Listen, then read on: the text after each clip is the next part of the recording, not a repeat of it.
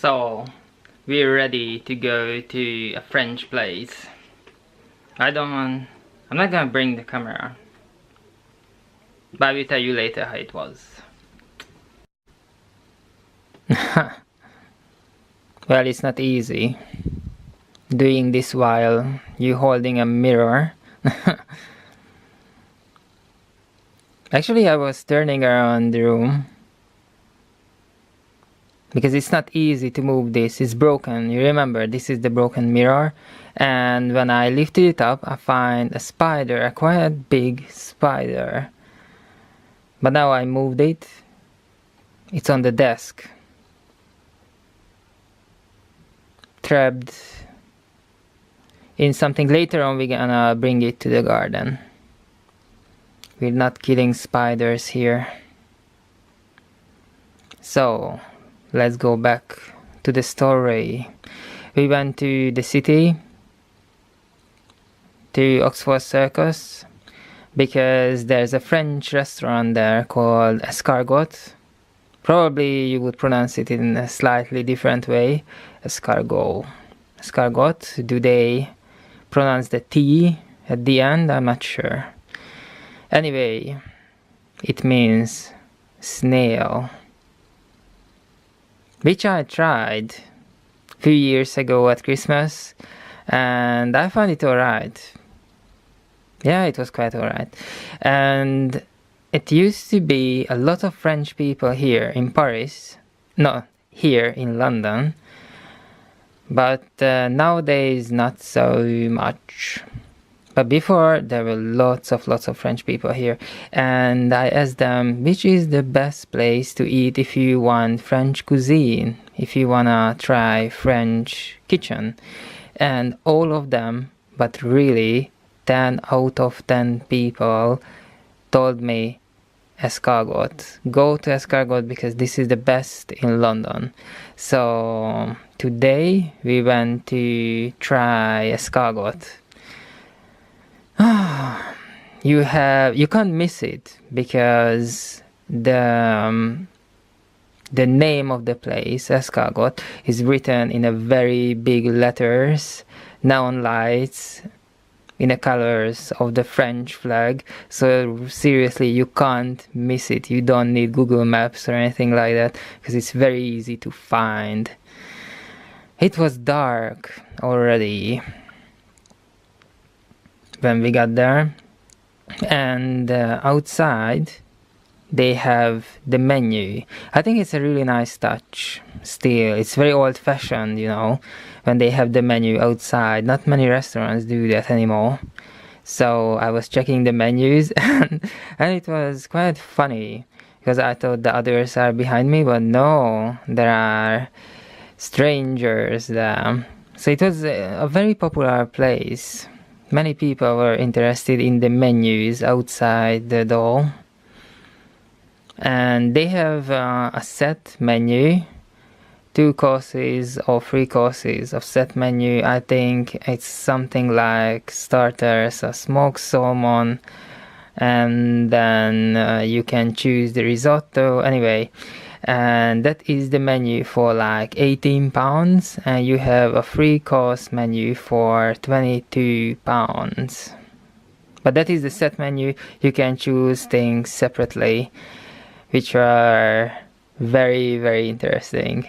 So we decided what we want to have, and then we went in. There was a quite long corridor with a lady who was basically was behind the small reception desk, and she was smiling, and she didn't say anything. She greeted us, you know, hello, welcome to Escargot, whatever, and then I said that may I have table for blah blah blah. I said the number, and she was like, did you book this ahead? And I said, no, I don't have any bookings. And she said, no, I'm sorry, but we don't have a place for you. And I was like, what? But of course I was not surprised because, you know, 10 out of 10 French people suggested escargot to me, so it's quite obvious that Saturday night all the tables are full. The whole place is fully booked, so what can we do? So I was really sad. I was looking at her, maybe there's some way or something, maybe if you wait half an hour, 40 minutes or something like that. But, you know, I could see it on her face that there's no chance at all. So we left. But, you know, I was not sad. I knew it's a popular place, it's a busy place, and we didn't book ahead. I never actually do. I don't remember when I actually booked the place before in a restaurant. Maybe I've never done it. I don't remember. But, you know, it's London, it's one of the best places on earth. So we went to another restaurant and we had a lovely meal and drinks and stuff, so it was quite great. Thank you.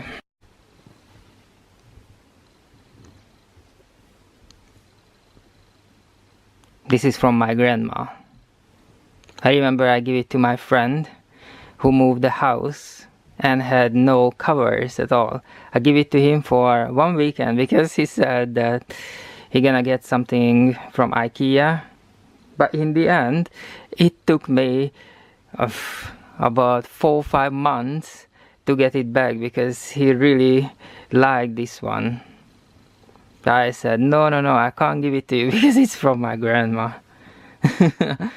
Anyway, let's talk about this. Oh wait, turn it. So, when we were walking in the city, we found a bookshop, which is actually my favorite bookshop. I think I'm gonna talk about it later. And I noticed this. Actually, the first thing I noticed was the Cards Against Humanity. Yeah, I heard that mentioned many times before, and there's a whole bookshelf dedicated for Cards Against Humanity, and there were many boxes on that shelf, like blue box or red box and green box and all that stuff. So it was a bit too much. So I decided to go home and read about the subject a little bit before I choose the right box for us. Before that, there was 2 box sets of Sherlock Holmes, a game for Sherlock Holmes with 5 cases to investigate, but it was £49, basically £50, which I find a bit too pricey. So I looked around and I didn't find anything for the right age. Obviously I want something, you know, a bit more serious, more mature, and I found this one. It's called The Mystery Mansion. So if you look at it, it looks like a book from outside, but you can actually open it. Oops. At least you see that I bought it. It's not promotion. So must be a magnet inside somewhere. So it says, enter the Mystery Mansion. Follow the corridor through a mysterious country house and build panorama with its inhabitants and secrets. And it says, Mystery Mansion, a storytelling card game.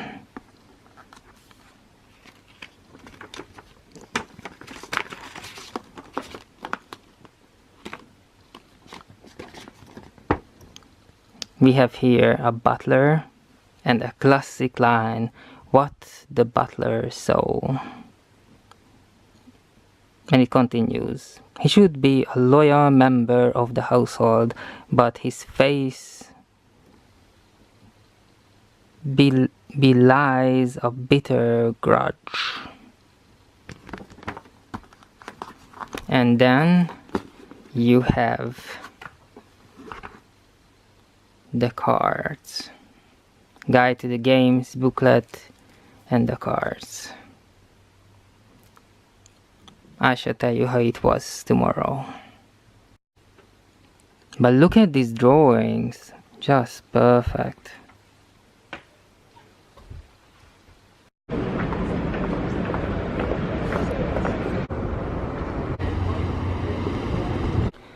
Okay, on the way home, I went to the shop I never really go to, but I remember that they have donuts, and I was really interested about the donut selection they have at the end of the day. But unfortunately there was nothing interesting to me, but I found this ravioli, and I love vegetarian ravioli. So this is with smoked provola and roasted tomato. Wonderful. I bought 2 boxes. One should feed 2 person, but as you look at this package, it's obviously not really enough for 2 person. And this one, quiche Lorraine, I love it. No one else loves it, but I do, because it's very strange. It's a very strange food, and I like unique food.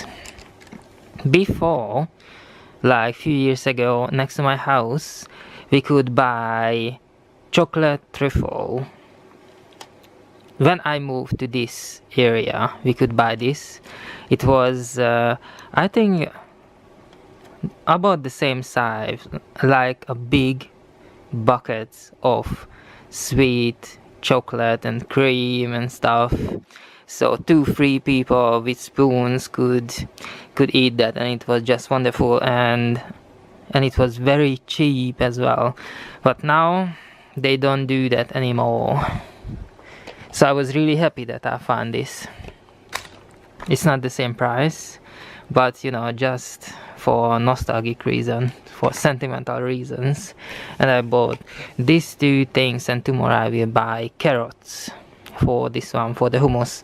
This hummus is caramelized onion, and this one is butternut squash hummus, which should be interesting with the carrots and cucumber.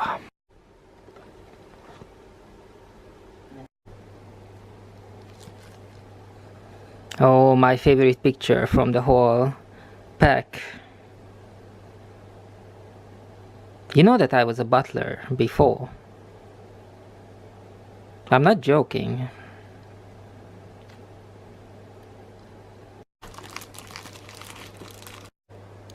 The artwork is amazing.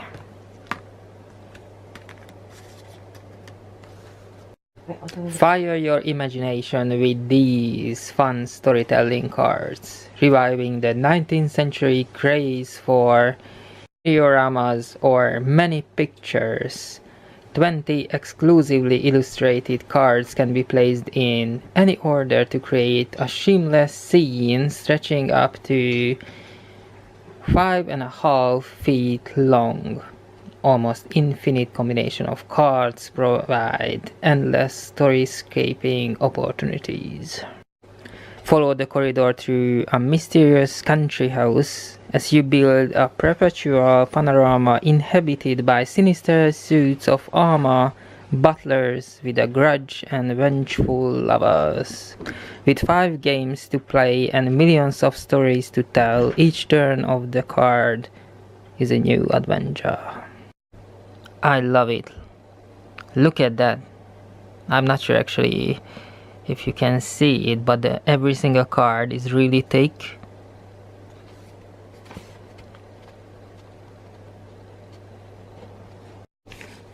Okay.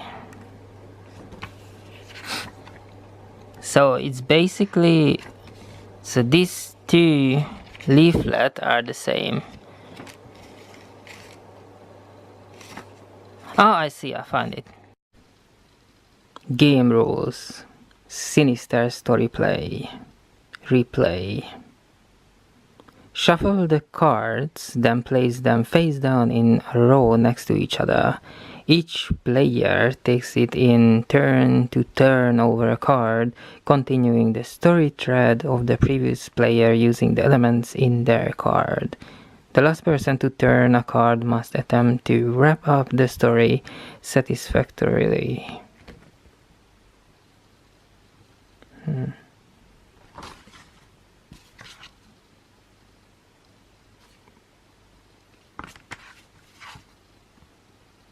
Where's the story? There's nothing written here. The murdered man. Choose the card that shows a body. Call this the murder card. And place it in the center of the group.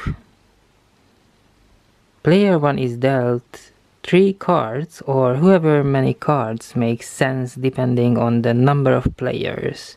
Player 1 then has to invent a whodunit mystery using all the cards, but they must end with the murder card. Then player 2 goes, and so on until all the cards are used up. Everyone votes for their favorite story and plays detective to put forward their own theory. Oh my god.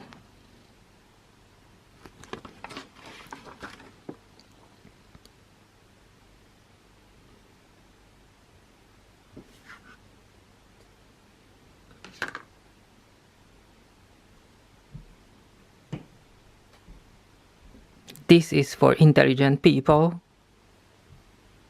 Darling, no, no, no, no, no. This is the age of PS4, Xbox. You need to tell me what I'm going to do. I am tired as hell.